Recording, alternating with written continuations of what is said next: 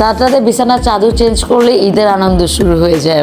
আমার পছন্দের সেমাইটা আমি নিজের হাতে রান্না করলাম। এবারে ঈদটা আমার জন্য একটু অন্যরকম, কারণ সোলাইমানের বাবাকে ছাড়া আমি ঈদ করতেছি। আসসালামু আলাইকুম, আমি সোনা রহমান, স্বাগতম জানাচ্ছি আমার ইউটিউব চ্যানেল সুলাইমান সুলতানের আম্মু। কেমন আছেন আপনারা সবাই? আমি আলহামদুলিল্লাহ ভালো আছি। চলে আসলাম নতুন আরটি ব্লগ নিয়ে, ঈদের ব্লগ। ঈদ মানে আনন্দ, ঈদ মানে খুশি। ঈদের আনন্দ ছড়িয়ে পড়ুক সকল মুসলিমের কাছে।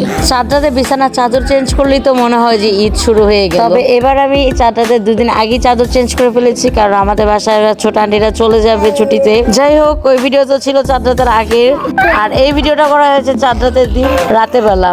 গত বছর ঈদের সময় রান্না করেছিলাম আমি আর মা, তবে এবার ভাবি রান্না করতেছে মোটামুটি সবগুলো। আমি জাস্ট এই একটাই রান্না করব, আর সেটা একটু আপনাদের সাথে ছোট্ট করে শেয়ারও করছি।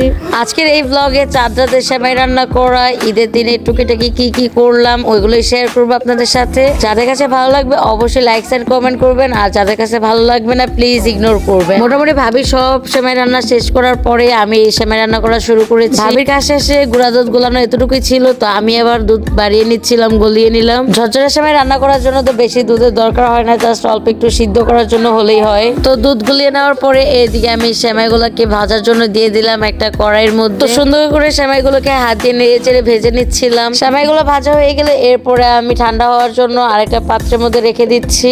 এরপরে বাকি প্রসেসিং করে আমি সেমাইটাকে রান্নাও করে নিলাম। সেগুলো আর আপনাদের সাথে শেয়ার করলাম না, কারণ এটা আমার রান্নার রেসিপি না। আর আপনারা রেসিপি দেখতে চাইলে আমার চ্যানেলে অথবা ফেসবুক পেজে ঢুকে গিয়ে দেখতে পারেন। ফেসবুক পেজে আমি রিলস আপলোড করে দিয়েছি, আর ইউটিউব চ্যানেল শর্টস আপলোড করে দিয়েছি।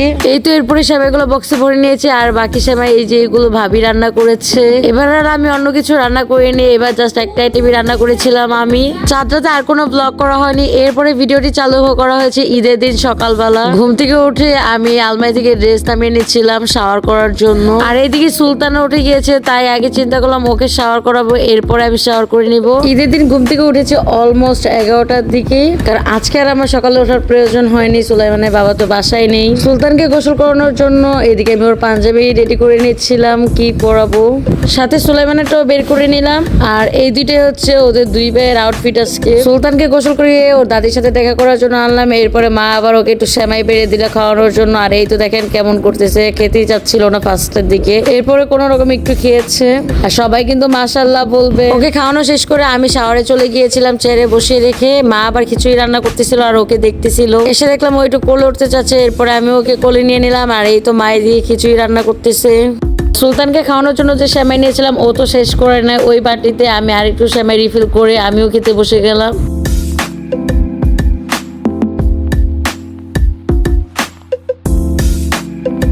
আমি কিন্তু দুই আইটেমেরই সেমাই খেয়েছি, আর এই দুইটাই আমার অনেক বেশি পছন্দ। সেমাই খাওয়া শেষ করে সুলতান, সুলাইমান, ইসমাইল ওদের তিন ভাইয়ের জন্য খিচুড়ি বসিয়ে দিচ্ছিলাম। বাবুদের খিচুড়ি বসানোর পরে জানতে পারলাম যে বাসায় গেস্ট আসবে। গেস্ট আসলে তো আর শুধু খিচুড়ি আর গরু মাংস খাওয়ানো যাবে না, সাথে অন্যান্য কিছুও রান্না করতে হবে। তাই এদিকে ডিম বসিয়ে দিলাম ডিম ভুনা করার জন্য। যদিও আমি জাস্ট সিদ্ধ দিয়েছি, এরপরে তো রান্না বান্না মা আর ভাবিই করেছে। এর মধ্যে সুলতান অনেক বিরক্ত করতেছিল ঘুমিয়ে যাওয়ার জন্য, তো ওকে ঘুম পাড়াতে নিয়ে গেলাম। আর সুলাইমানও উঠে যাওয়ার জন্য মানে নড়াচড়া করতেছিল। এরপরে কিন্তু সে ঘুম থেকে উঠেও গিয়েছে। ঈদ মোবারক। যাই হোক, আপনাদের সাথে একটু অরিজিনাল সাউন্ড শেয়ার করলাম। এরপরে সুলতানকে ঘুম পাড়িয়ে খাটটা যতটুকু সম্ভব হয়েছে গুছিয়ে নিয়েছি। আর এরপরে চলে যাবো আমার অগোছালো ড্রয়িং রুমটাকে মানুষ করার জন্য, গুছানোর জন্য। আসলে যাদের ঘরে বাচ্চা কাচ্চা আছে তারাই জানে যে রুম কতটা বেশি অগোছালো থাকে। ছোট একটা ক্লিপস নিয়েছিলাম যে রুমটা গোছানোর পরেও দেখাবো, বাট ওইটা শেয়ার করা হয়নি গোছানোর পরে। সুলতান ঘুম থেকে উঠে গিয়েছে, বাট ও অনেক বিরক্ত হয়েছিল, জাস্ট কান্নাকাটি করতেছিল আর কোলেই থাকতে চাচ্ছিল। ওর আসলে শরীরটা হয়তো বা খারাপ লাগতেছিল, কারণ ঈদের পরের দিনে ওর জ্বর চলে আসে অনেক বেশি। ও ঘুম থেকে উঠেছে আরো অনেকক্ষণ আগে, বাট ও যেহেতু ডিস্টার্ব করতেছিল তাই ওকে ঘুম পাড়ানোর জন্য একটু চেষ্টা করলাম, বাট ও ঘুমায়নি। আর আমারও একটু ক্ষুধা পেয়ে গিয়েছিল, তাই ওকে বসিয়ে রেখে আমি খাওয়া দাওয়া করতেছিলাম। খিচুড়ি আর মাংস নিয়ে নিয়েছিলাম। আর এদিকে ভাবি এবার বলতেছিল রোস্টটা টেস্ট করে দেখো কেমন হয়েছে। এরপর একটু ঝোল নিয়ে টেস্ট করলাম, যে দেখলাম যে সবকিছু ঠিক আছে আলহামদুলিল্লাহ। আর ঈদের দিনে খিচুড়িটা কিন্তু মাশাআল্লাহ অনেক বেশি মজা হয়েছিল আলহামদুলিল্লাহ। যদি আমি অল্প খেয়েছি, বাট খিচুড়ির টেস্ট অনেক ভালো ছিল। আমি যখন খাওয়া দাওয়া করতেছিলাম তখন মাঝে অলমোস্ট 3:15টার মতো, তখনও পর্যন্ত আমাদের গেস্ট আসেনি। খাওয়া দাওয়া শেষ করে এরপর আমি সুলতানকে ঘুম পাড়ানোর জন্য নিয়ে যাই রুমে। ঘুম পাড়ানো শেষ করে এসে দেখি যে গেস্টও চলে আসে আর ওনারা খাওয়া দাওয়া করতে বসে গিয়েছে, যেহেতু অনেক লেট করে আসছে। ওনারা খাওয়া দাওয়া করে কিছুক্ষণ রেস্ট নিয়ে এরপরে চলে গিয়েছে। আর এদিকে সুলতানও ঘুম থেকে উঠে গিয়েছে ফিরে আবার। এরপরে ওকে আবার একটু খাওয়ানোর চেষ্টা করতেছিলাম, বাট ও বেশি খায়নি। আর এদিকে সুলাইমানের জন্য খাবার নিয়েছিলাম, সেটাও খায়নি, এটা আমি খেয়ে শেষ করতেছিলাম। আজকে ভিডিওর একদম লাস্ট পর্যায়ে চলে আসি। দেখা হবে নতুন কোনো ভিডিও নিয়ে। ততদিন পর্যন্ত ভালো থাকুন, সুস্থ থাকুন। আল্লাহ হাফিজ, আসসালামু আলাইকুম।